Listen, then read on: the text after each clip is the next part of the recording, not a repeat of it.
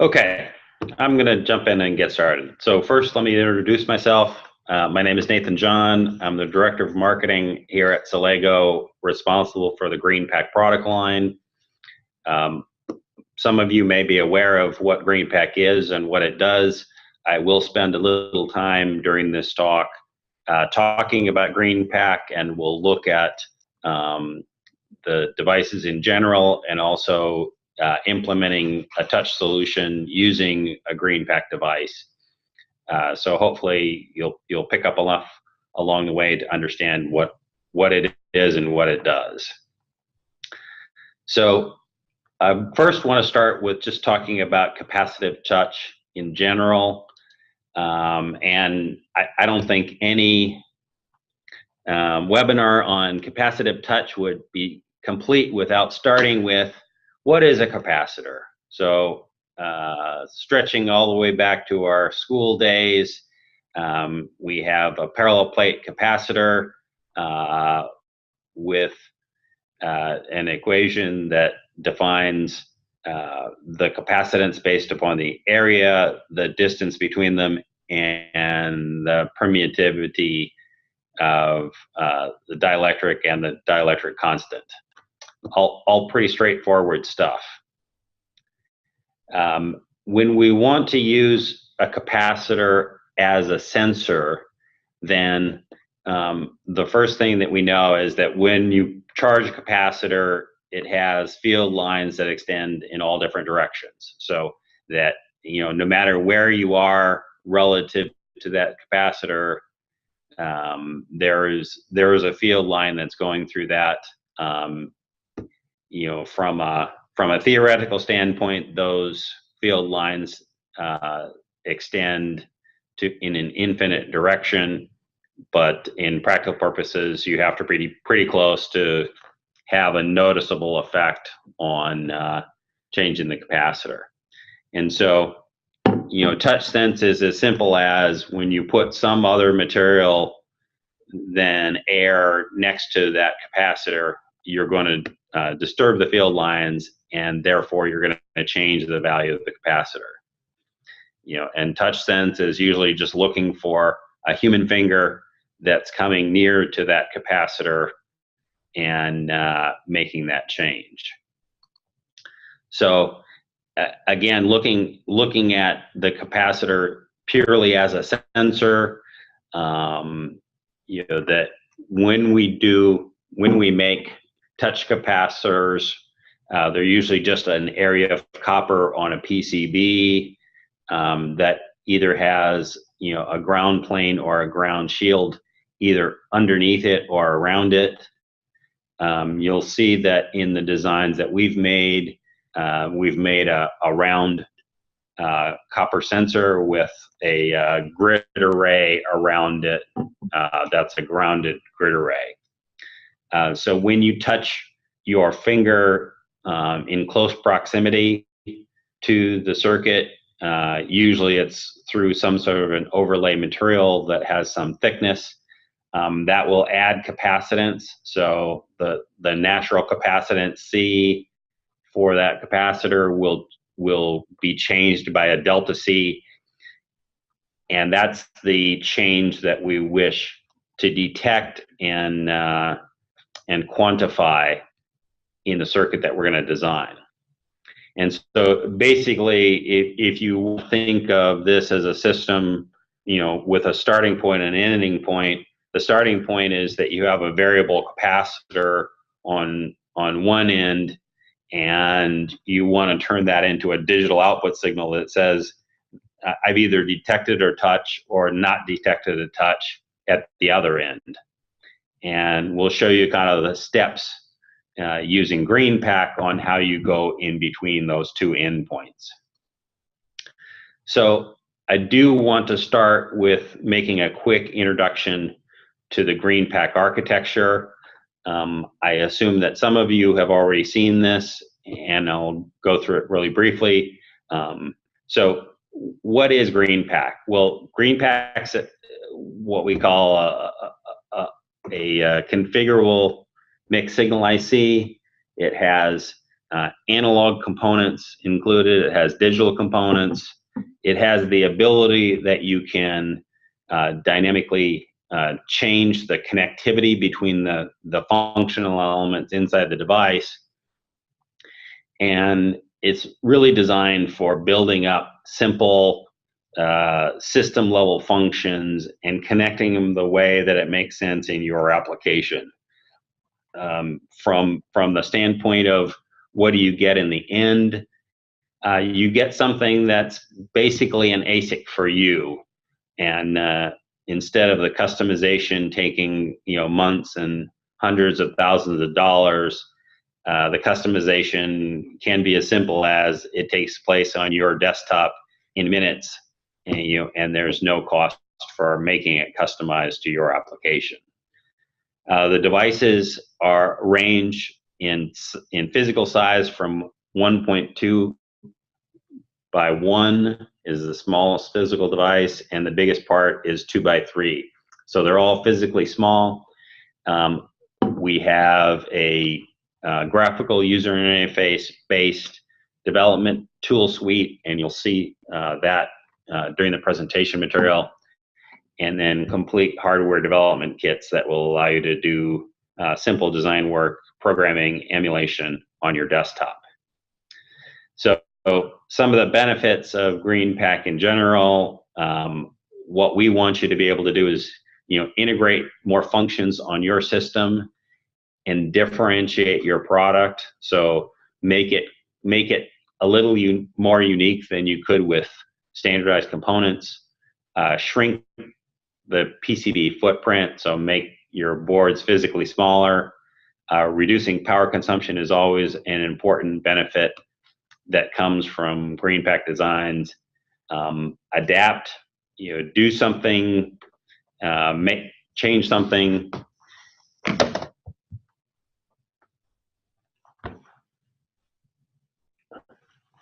So I noticed that there was a question about development tools and whether they run on Linux.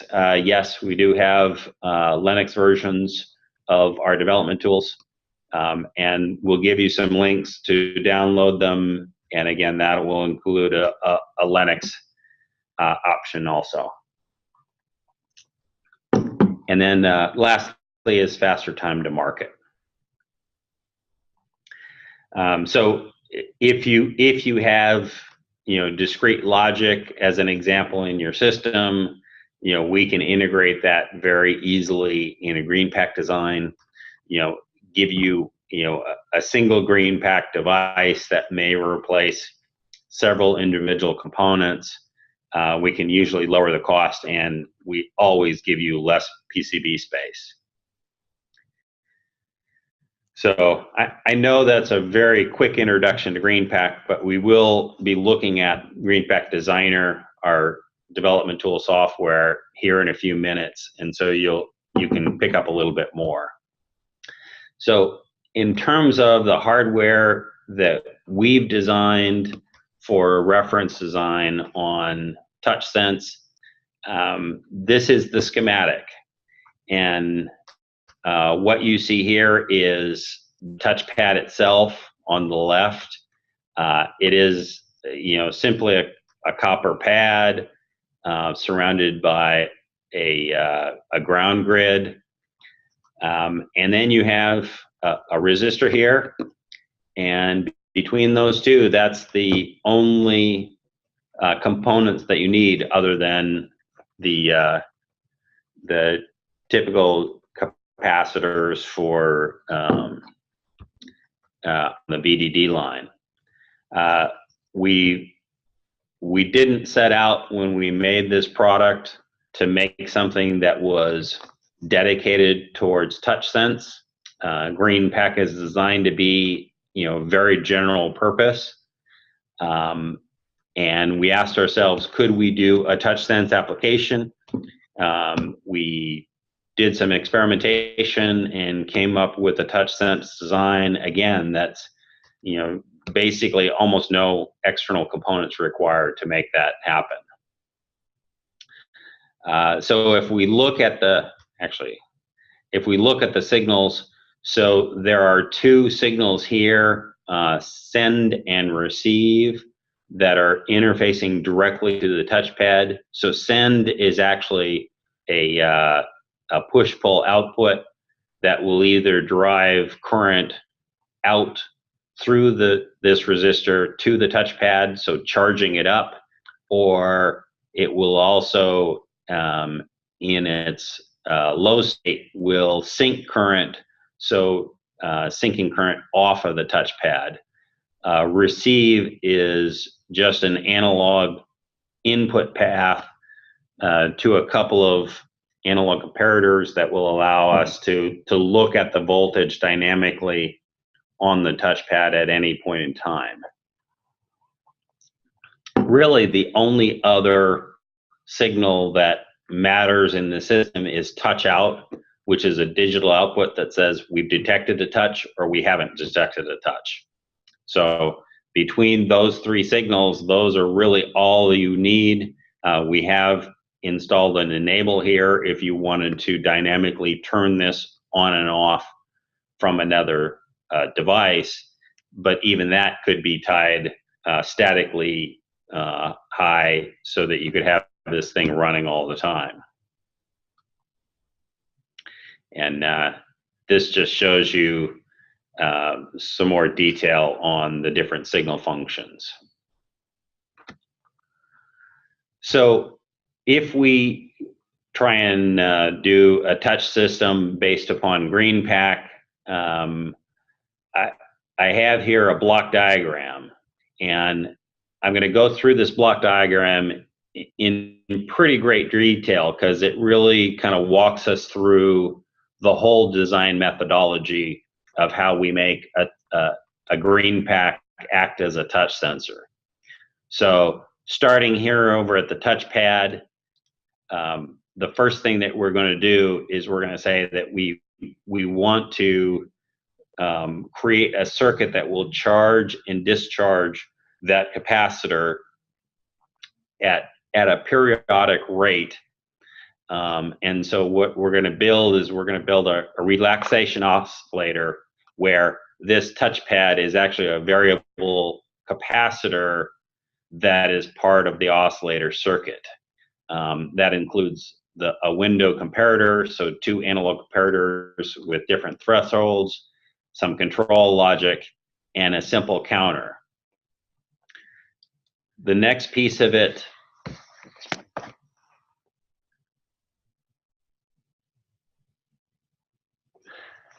so there was a question from John asking about a debalancing state machine.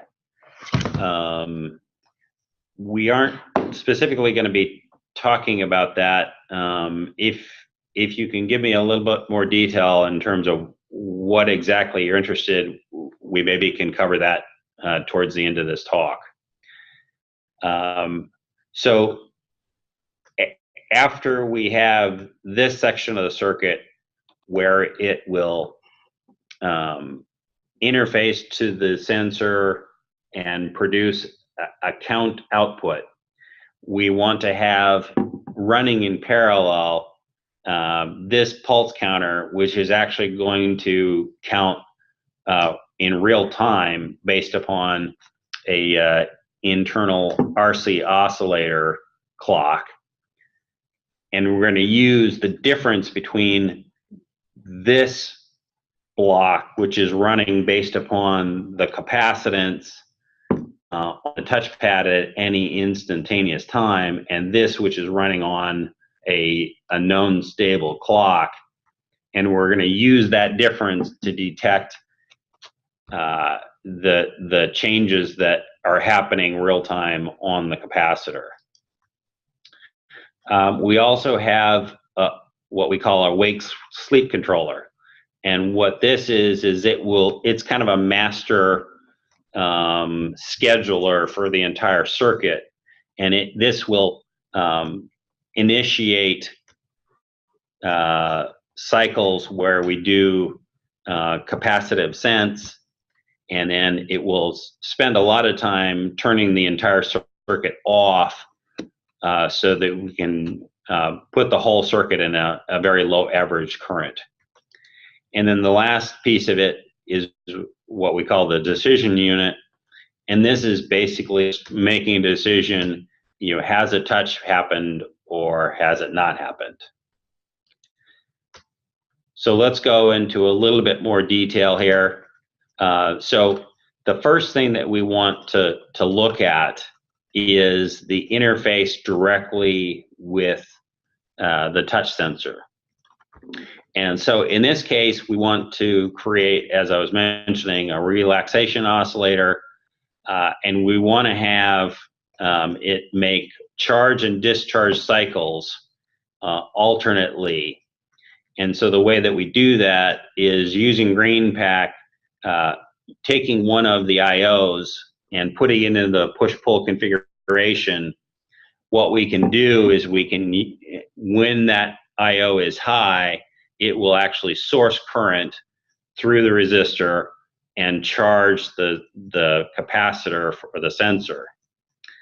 When we then take that same IO and pull it low, it will pull charge out of the capacitor again through the resistor and lower that down. And so what we want to do also is, at the same time that we're monitoring that through two analog comparators, one that has a high voltage reference and one that has a low voltage reference. And so we're going to basically run this whole block as an oscillator that's going to charge the capacitor to the point where it goes above the high threshold, at which point the logic will switch it, and it will then turn off the IO or set that IO low and sink current, so you'll have a discharge path, and it will then go to the point where it trips on the low analog threshold. So it's just going to alternate back and forth. And you'll notice that I've numbered these. What we're going to do is we're actually going to count the number of these cycles and say that that is a representation of how much capacitance is on the sensor at that particular time. And I just wanted to show you a scope plot. This is our actual circuit running, where it has a charge cycle and then a discharge cycle alternately. It turns out that in this particular application, it really doesn't matter what the charge and discharge look like. The only thing that really matters is that as you change the capacitance, you'll actually change the frequency of these cycles happening. So let's now look at, we've already seen how this block works, where it's working to generate these charge discharge cycles, and it's counting them up.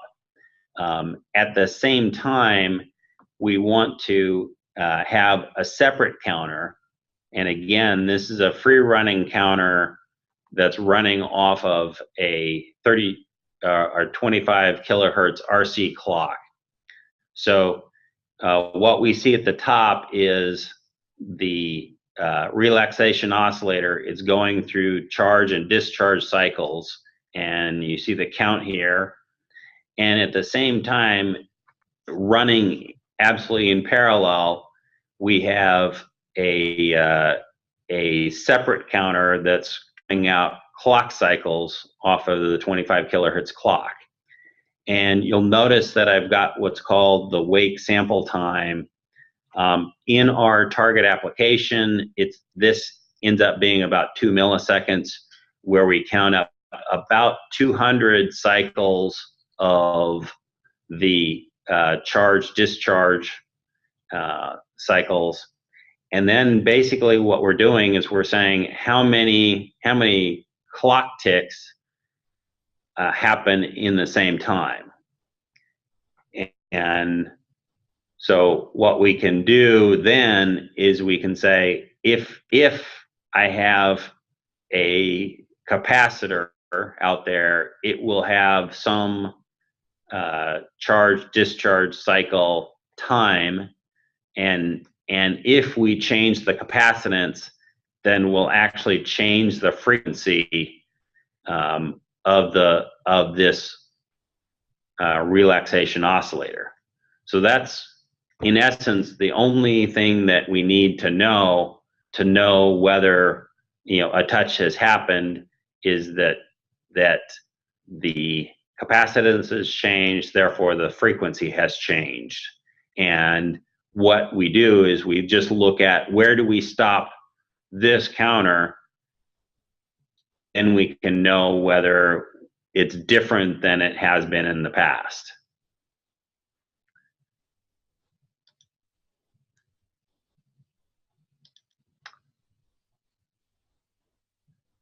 So if we then want to talk about this decision unit, the decision unit is very, very simple.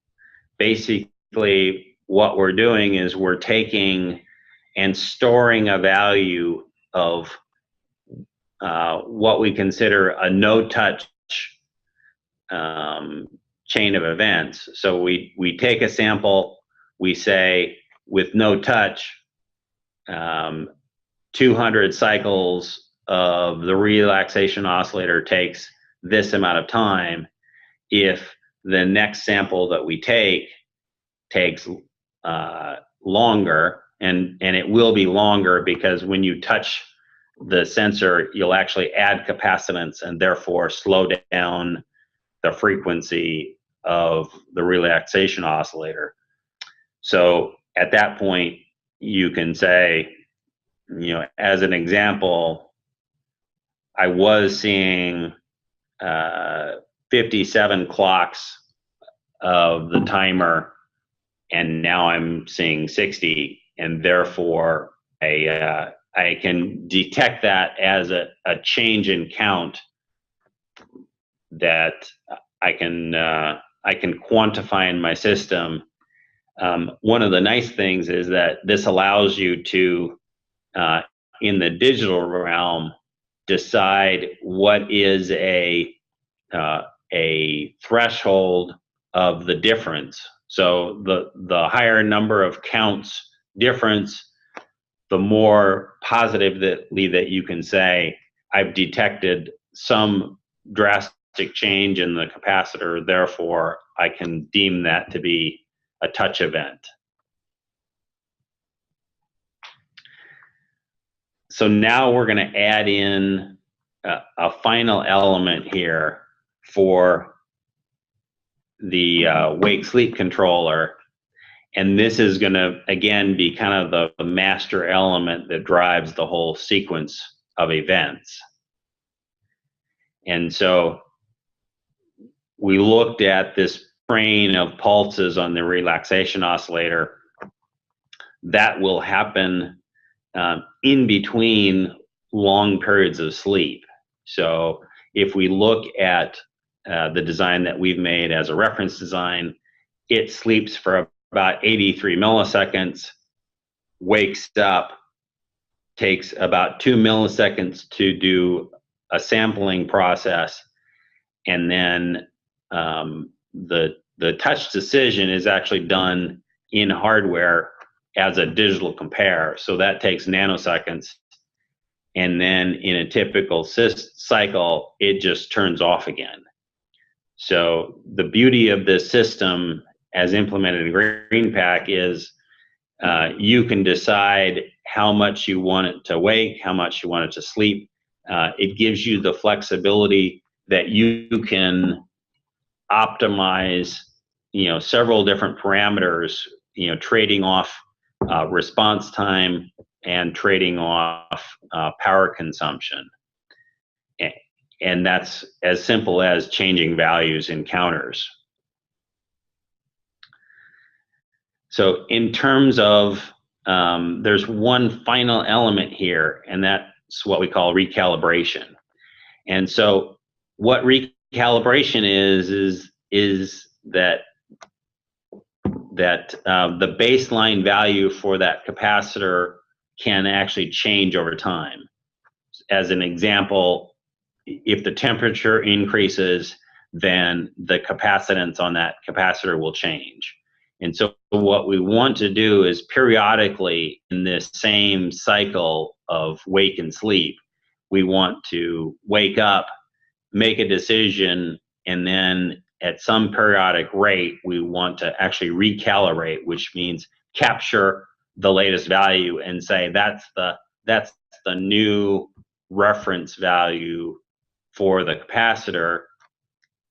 And then from there on in, we're going to make the comparison to this new value.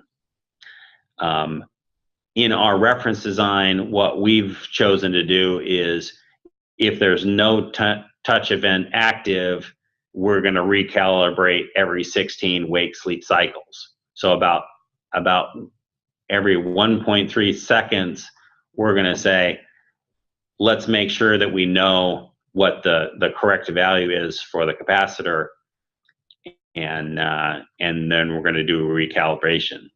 We also have the capability built into this design to only recalibrate at 128 wake-sleep cycles if you have if you're in the middle of a touch event.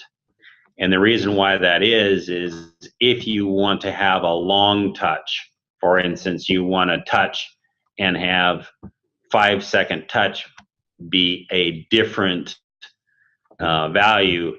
If you recalibrate, as soon as you do recalibrate, you automatically say that I'm going to recognize the next event, the next sample as being a non-touch, because you automatically say whatever I saw last at that point, I'm not going to change. I'm in the interest of time, I'm not going to go through this.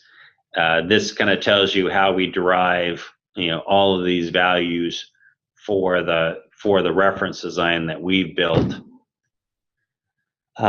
So mapping these functions to a GreenPAK design, and now I'm going to switch over and look at our GreenPAK Designer software and kind of show you where some of these logic elements exist.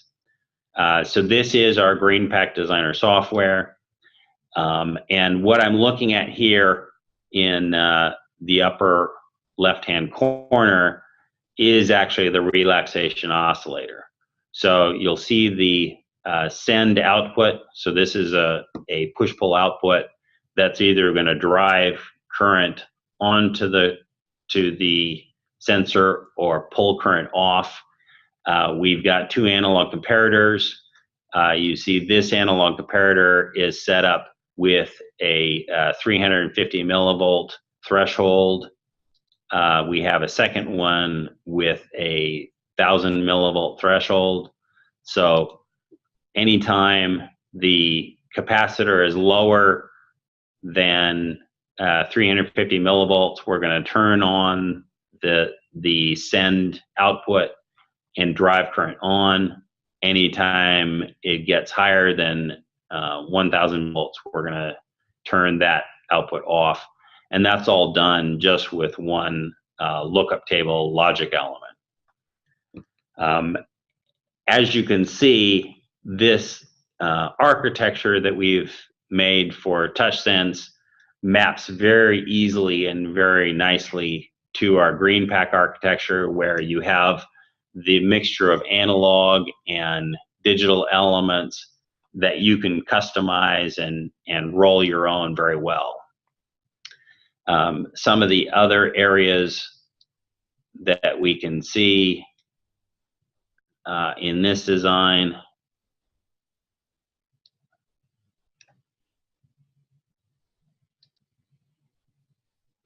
So there is the oscillator that's being used for the 25 kilohertz signal that's driving the clock to count the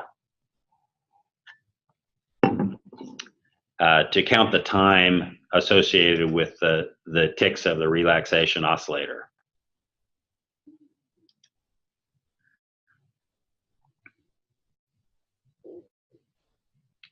And then,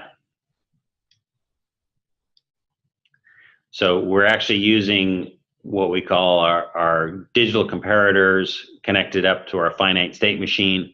So that's the counter that's actually counting up the time clocks, and then we're using these digital comparators to actually make the decision. So all of the counting and the decision making is all located here in this part of the circuit. Unfortunately, given the time that we have here, I can't go into much more detail. But if you're interested, we can set up a time to go one-on-one and talk in as much detail as you would like in terms of how we map the architecture that we built to the GreenPAK design itself.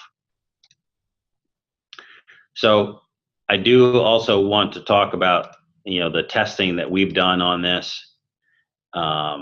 So one of the big concerns when you're making a sensor system like this is noise. So this system, like any other system, the capaciting sensing method is based upon frequency, and so it can be affected by noise. You can do a lot in terms of layout to reduce that by doing things like ground fills. Because the RC generator frequency is directly altered by VDD shift, about the biggest thing that can cause a false trigger is noise on the VDD line.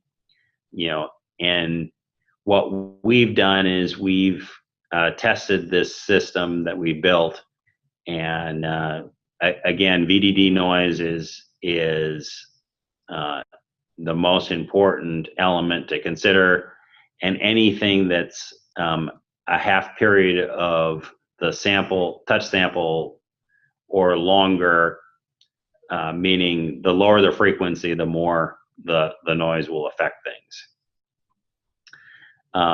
One nice thing about the way that we've implemented this is that the sampling method itself provides a natural averaging function. Because we have hundreds of charge-discharge cycles in each sample, there is an averaging function that will completely eliminate any high-frequency noise just by the nature of that noise will be non-correlated with these periodic samples. And so that it happens in theory, and it's proved out in our testing that high frequency noise is not an issue with this design. So as an example here, what we've done, worst case scenario, we actually apply a square wave noise to the VDD of this device running as a test sensor. And what we see here is that this noise here actually influences the sampling cycle. So the blue bar that you see vertically here is the sampling actually taking place, and you see a touch event being determined, not because there was any touch on the capacitor, just because VDD was disturbed during that sample. And this was about 80 hertz noise, and so we would say, at this frequency and at this amplitude, this is a failed condition because we've detected touch events that did not exist. If we then speed up the frequency of the noise. So this is 500 hertz noise. You'll see the red D out, which is indicative of a touch event. It doesn't phase this at all because it's actually happening during multiple samples, and so it really doesn't affect the overall result. We just did a quick study of, you know, how does this come about. So we ran the system at 5 volt VDD. As you can see, if it's 500 hertz or higher, just about any amount of noise, and again, this is square wave noise that we're injecting in the system. It's very, very immune. So using this in your design, really the only thing that you have to do is filter out VDD noise less than 500 hertz, and past that, it's very, very robust. The last thing that I wanted to talk about was power performance, and we did a couple of examples here. So again, what's happening is that we're waking up the system, taking a set of samples and then turning things off. So most of the time, the system is in a sleep state. So the average current consumption is basically the average current when it's in wake, and the frequency of that, and then the average current in sleep, plus the current associated with the oscillator itself that's doing the wake sleep. At 5.5 volt VDD, a wake time of 2 milliseconds, a sleep time of 83 milliseconds. The peak power consumption is 98 microamps. The low frequency also that's driving the wake sleep itself is 1.13 microamps. We do all that calculation, and it's about 3 microamps of current. And so this will give you about a 85 millisecond lag time between the time that a touch happens and it's detected. If we're interested in a little bit faster response time, so pushing it from 80 down to 60, we see a slight increase up to 4.4 microamps.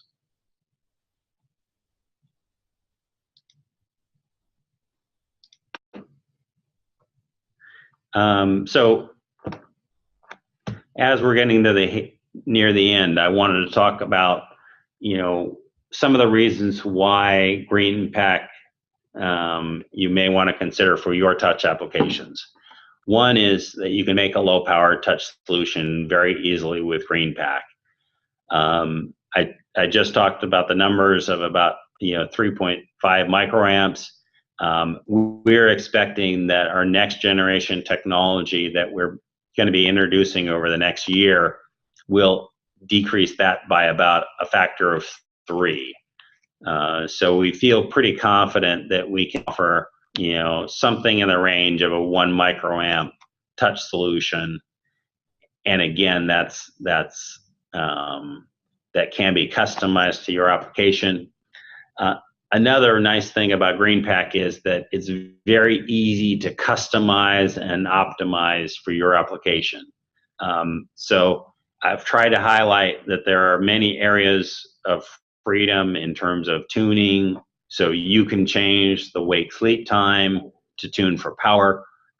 You can change the thresholds of detection, which can change the noise rejection.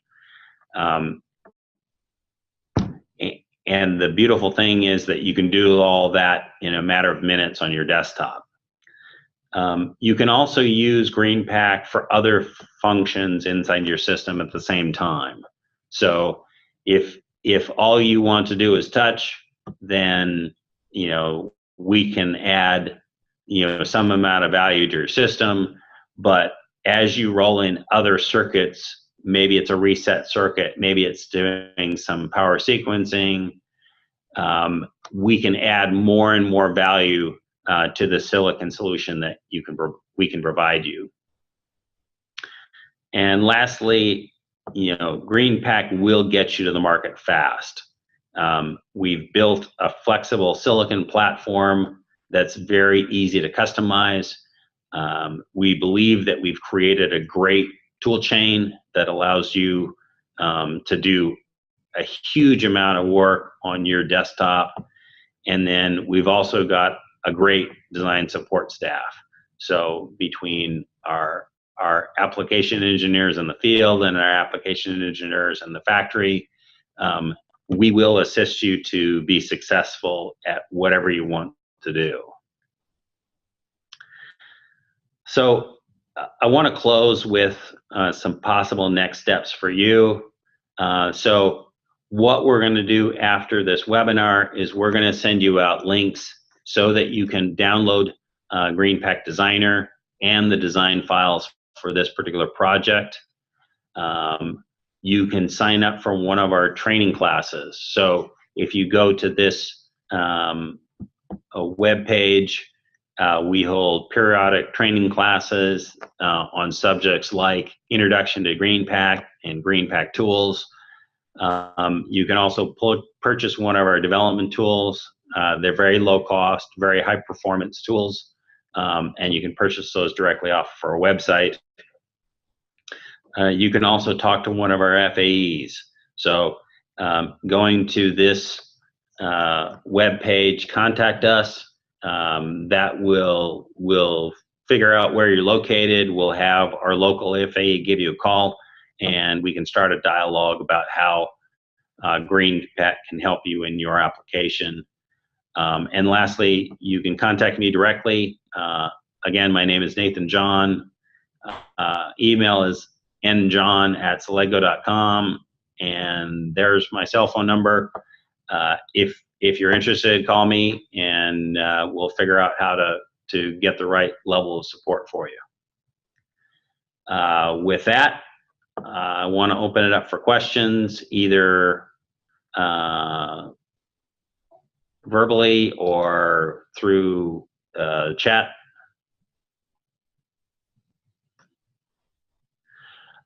So I've got a question from Gene. What testing has been done with ESD?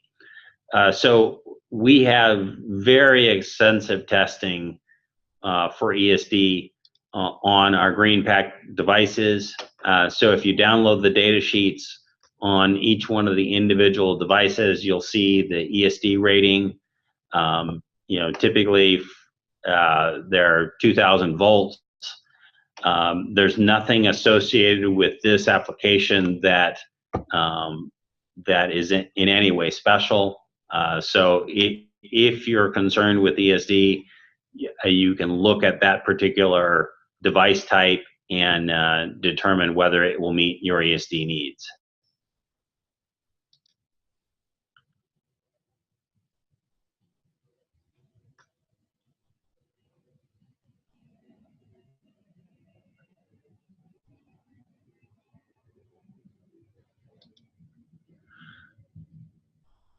So it looks like there aren't any other questions. Certainly, we encourage you to contact us, contact me. We'd love to answer further questions if you have them.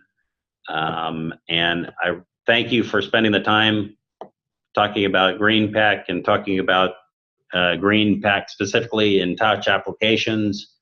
I hope I've given you a little bit of inspiration to look at this as a potential solution for your next application. Thanks very much.